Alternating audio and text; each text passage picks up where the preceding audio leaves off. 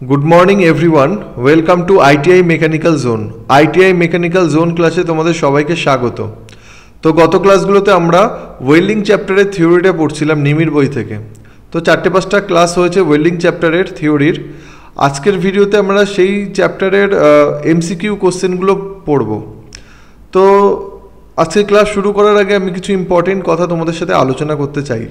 সেটা হচ্ছে যে আমরা যদি যে কোনো আইটিআই গভর্নমেন্ট সার্ভিসের এক্সামগুলোর কোশ্চেন যদি অ্যানালাইসিস করি, তাহলে আমরা যে টেকনিক্যাল পার্টের যে কোশ্চেনগুলো পাবো তার 80 to 85% কোশ্চেন কিন্তু নিমির বই থেকেই নেওয়া হয়। কেউ যদি নিমির বই একদম লাইন টু লাইন খুঁটিয়ে খুঁটিয়ে পড়ে, তাহলে সে টেকনিক্যাল পার্টের 85% কোশ্চেন্সে অ্যাটেম্প্ট করতে পারবে। বাদবাকি 15% কোশ্চেন অ্যাটেম্প্ট করতে গেলে তাকে প্রিভিয়াস ইয়ার যে কোশ্চেনগুলো আছে, যেই like ISRO, DRDO, MRC, rail, যত সেল, যত প্রিভিয়াস ইয়ার কোশ্চেন আছে, সেই কোশ্চেন সে যদি সলভ করতে পারে, প্লাস ডিপ্লোমা লেভেলের যদি সে একটা দুটো বই পড়ে, লাইক আর.এস. খুরমি আছে, তারপরে জৈন আছে, ডিপ্লোমা লেভেলের যদি একটা দুটো বই পড়ে, তাহলে সে ওই 15% কোশ্চেনও সে পেরে যাবে, মানে সে টোটাল সব কটা কোশ্চেন অ্যাটেম্প্ট করতে পারবে। তো মোদ্দা কথা হলো এই যে 85% কোশ্চেন কিন্তু নিমির বই থেকে আসে। নিমির বই যদি কেউ খুঁটিয়ে খুঁটিয়ে পড়ে, টেকনিক্যাল পার্টের 85% কোশ্চেন সে অ্যাটেম্প্ট করতে পারবে। তো আমি কি করেছি, তো যেটা ধরো তোমাদের পড়িয়েছি ওয়েল্ডিং চ্যাপ্টারটা, সেই ওয়েল্ডিংয়ের থিওরি থেকে আমি লাইন টু লাইন ধরে ধরে কিন্তু এমসিকিউ কোশ্চেনগুলো কালেক্ট করেছি। সেইগুলোকে আমি মাইক্রোসফট ওয়ার্ডে টাইপ করে পিডিএফ তৈরি করেছি। তারপরে এই পিডিএফে বিভিন্ন রকম ছবি বা ডায়াগ্রাম অ্যাড করেছি তোমাদের সুবিধার্থে। তো পিডিএফ তৈরি করতে আমার অনেক সময় লেগেছে, তো অনেক হার্ডওয়ার্ক করতে হয়েছে। তো তোমাদের যদি ক্লাস ভালো লেগে থাকে, দেন লাইক, শেয়ার অ্যান্ড সাবস্ক্রাইব করো, চ্যানেলের পাশে থেকো, এটাই রিকোয়েস্ট। তো আজকের ক্লাসটা শুরু করা যাক। প্রথম কোশ্চেনটা বলছে, দেখো, what are the significant risks associated with welding due to open electric arc or flame. মানে ওয়েল্ডিং করতে গেলে যে ইলেকট্রিক ফ্লেম বেরায় বা আর্ক যে থাকে, তার থেকে কি কি রিস্ক তৈরি হতে পারে, সেটা হচ্ছে electric shock, burn and fire, arc eye, respiratory problem, all of above. মানে এই ধরনের সমস্ত যে প্রবলেমগুলো দেখতে পাচ্ছ, কারেন্টের শক লাগতে পারে, স্কিন পুড়ে যেতে পারে, আর্ক আই হতে পারে, মানে চোখে ঝাপসা ঝলসে যেতে পারে, শ্বাসের প্রবলেম হতে পারে, রেসপিরেটরি প্রবলেম, সমস্ত প্রবলেমগুলো কিন্তু ওয়েল্ডিং করতে গেলে হতে পারে। 2 দাগের কোশ্চেনটা দেখো, what do welder wear to avoid exposure to extreme heat and flame. মানে অত্যাধিক গরমের হাত থেকে এবং ফ্লেমের হাত থেকে বাঁচতে গেলে ওয়েল্ডার কি পরিধান করে, ওয়্যার মানে হচ্ছে পরিধান করা। মানে আমরা জানি ওয়েল্ডিং করলে প্রচুর গরম হয় এবং ফ্লেম তৈরি হয়। তো তার হাত থেকে বাঁচতে গেলে option A, light weight gloves and short sleeve jacket. এটা পরলে কিন্তু হবে না, হালকা গ্লাভস পরলে বা শর্ট স্লিভ জ্যাকেট পরলে কিন্তু হবে না। অপশন বি হচ্ছে heavy leather gloves and protective long sleeve jacket. Long sleeve মানে কবজি অবধি স্লিভ, মানে জ্যাকেট পরতে হবে একদম লম্বা, আর সেটা লেদারের জ্যাকেট হতে হবে, আর গ্লাভসটা কিন্তু হেভি লেদারের হতে হবে, যার ফলে আমরা ওয়েল্ডিংয়ের যে হিট অ্যান্ড ফ্লেম আছে তার হাত থেকে যেন আমরা বাঁচতে পারি। অপশান সি বলেছে, তাহলে অপশান বি হচ্ছে কিন্তু রাইট অ্যান্সার। অপশান সি বলেছে safety glasses and welding helmet. এই সেফটি গ্লাস আর ওয়েল্ডিং হেলমেট এগুলো কিন্তু আমাদের মাথার চোখের সুরক্ষা প্রদান করে। আর ইয়ার প্লাগটা সেটা কিন্তু আমাদের সাউন্ড, মানে কানে যাতে সাউন্ডের সমস্যা না হয় তার সুরক্ষা প্রদান করে। কিন্তু হিট আর ফ্লেমের হাত থেকে বাঁচতে গেলে কিন্তু আমাদের হেভি লেদার আর প্রোটেক্টিভ লং স্লিভ জ্যাকেটই পরতে হবে। 3 দাগের কোশ্চেন দেখো, what condition can occur due to brightness of the welding area. Welding করার সময় হেভি ব্রাইটনেস তৈরি হয়, ইউভি রে উৎপন্ন হয়। তো এর হাত থেকে বাঁচতে এর জন্য কি উৎপন্ন হয়, মানে এর জন্য আমাদের শরীরে কি ক্ষতি হতে পারে, কি অকার হয়, সেটা হচ্ছে আর্ক আই আর ফ্ল্যাশ বার্ন। আমাদের চোখে আর্ক আই হতে পারে বা চোখে ফ্ল্যাশ বার্ন হতে পারে, মানে চোখ জ্বালা করতে পারে। Option B respiratory problem. Respiratory problem কিন্তু ব্রাইটনেসের জন্য হয় না, রেসপিরেটরি প্রবলেম হয় টক্সিক যে গ্যাস তৈরি হয় ওয়েল্ডিংয়ের সময়, সেই টক্সিক গ্যাসের জন্য। ইলেকট্রিক শক লাগে কিন্তু আমাদের যদি শর্ট সার্কিট হয় বা কারেন্টের লাগে, তার জন্য ইলেকট্রিক শক লাগে। বার্ন হয় কিন্তু ওই ফ্লেমের জন্য বা হিট স্কিনে টাচ লাগলে বার্ন হয়, কিন্তু ব্রাইটনেসের জন্য কিন্তু চোখের আর্গাই আর ফ্ল্যাশ বার্নিং হয়। তাহলে 4 দাগের কোশ্চেন দেখো, what type of face plate is use to welding helmet to prevent exposure two UV light. UV লাইটের হাত থেকে বাঁচতে আমাদের কি ধরনের হেলমেট ইউজ করতে হবে? লাইট সেন্সিটিভ ফেস প্লেট এটা না, dark UV filtered face plate use করতে হবে, মানে ইউভি ফিল্টার থাকতে হবে ফেস প্লেটে যাতে ইউভি লাইটটা ওখানে ব্লক হয়ে যায়। Option B right answer. 5 দাগের কোশ্চেনটা দেখো, what is the purpose of welding curtain. Curtain মানে হচ্ছে পর্দা। ওয়েল্ডিং করার সময় এক ধরনের ওয়েল্ডিং কার্টেন পাওয়া যায়, সেই ওয়েল্ডিং কার্টেন কি পারপাসে ইউজ করা হয়? To protect a welder from UV light. UV light থেকে ওয়েল্ডারকে প্রোটেক্ট করার জন্য? একদমই না, এখানে ইউভি লাইটের সাথে কার্টেনের কোনো সম্পর্কই নেই। Option B to shield people outside the welding area from UV light, মানে আউটসাইডে যে লোকগুলো কাজ করে, ধরো ওয়েল্ডিং যেখানে হচ্ছে পাশে কেউ গ্রাইন্ডিং করছে, চিপিং করছে, সিজলিং করছে, তো তাদের চোখে যাতে ইউভি লাইট না যায়, তো তাই জন্য হচ্ছে এই কার্টেন ইউজ করা হয়। তো প্রিভেন্ট ইলেকট্রিক শকের সাথে কার্টেনের কোনো সম্পর্ক নেই। রিডিউস দ্য নয়েজ, তো অ্যান্সার হবে অপশন বি। আর এই কার্টেন ইউজ করা হয় কিন্তু যে ওয়েল্ডিং করে, যে ওয়েল্ডার, তার জন্য না, কিন্তু কার্টেন ইউজ করা হয় ওই লাইটটা যাতে বাইরে বেরিয়ে না যায়, বাইরে বেরিয়ে যাতে পাশে যারা কাজ করছে তাদের যেন চোখের ক্ষতি না হয়। 6 দাগের কোশ্চেনটা দেখো, what can be dangerous to welder lacking proper ventilation. Proper ventilation যদি না হয় তাহলে ওয়েল্ডারে কি ক্ষতি হতে পারে? Inhale toxic fumes and gas, তাহলে সে বিষাক্ত গ্যাস তার মধ্যে কিন্তু চলে যেতে পারে, ইনহেল করতে পারে। প্রপার ভেন্টিলেশন থাকলে গ্যাসগুলো যদি বেরিয়ে যায় তাহলে সে কিন্তু তার ক্ষতিটা হওয়ার সম্ভাবনা কম হবে। Option B electric shock, option C burn, option D arc eye, এই তিনটের মধ্যে কিছুই হবে না। তারপরে 7 দাগের কোশ্চেন দেখো, what health problem can exposure two manganese welding film causes.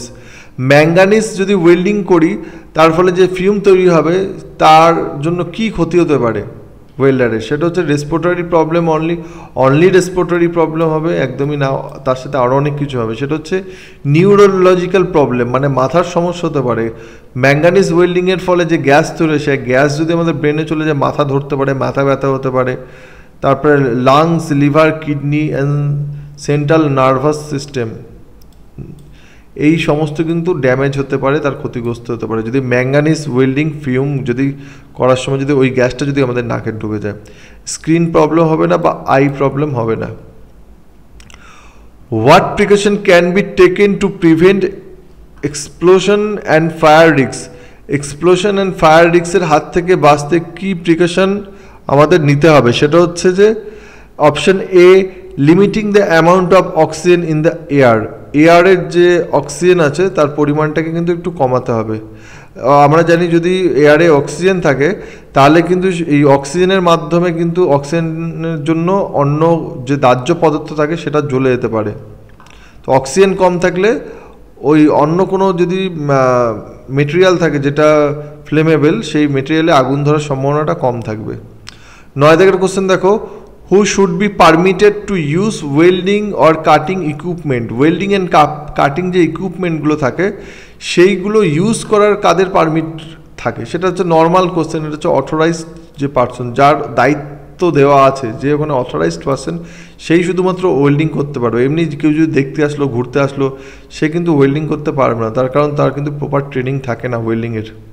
10 দাগের কোশ্চেন দেখো, what should be kept nearby at all times during welding operation. Welding অপারেশনের সময় সবসময় সাথে কি থাকতে হবে, কাছাকাছি কি রাখতে হবে? সেটা হচ্ছে option A first aid kit. First aid kit তো রাখতেই হবে, বাট একদম সবসময় সাথে না থাকলেও হবে, একটু দূরে থাকলেও হবে, কিন্তু সবসময় কাছাকাছি নিয়ার বাই থাকতে হবে। কিন্তু ফায়ার এক্সটিংগুইশার, যখন তখন আগুন ধরে যেতে পারে, সেই আগুনের হাত থেকে বাঁচতে কিন্তু ফায়ার এক্সটিংগুইশারকে সবসময় কাছে রাখতে হবে। এই একটা ধরো ছবি দেখতে পাচ্ছ, সেখানে হচ্ছে ওয়েল্ডিং টেবিল দেওয়া আছে, এখানে ওয়েল্ডিং গ্যাস টেস্ট রাখা আছে, পাশেই কিন্তু দেয়ালেই কাছাকাছি ফায়ার এক্সটিংগুইশার রাখা আছে, যাতে যখন তখন আগুন লাগলে সেটা নিভানো যেতে পারে।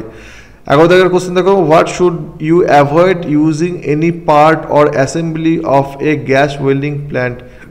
গ্যাস ওয়েল্ডিং প্ল্যান্টে কি আমাদের অ্যাভয়েড করা উচিত? Option A water, option B lubricant, option C air, option D sand.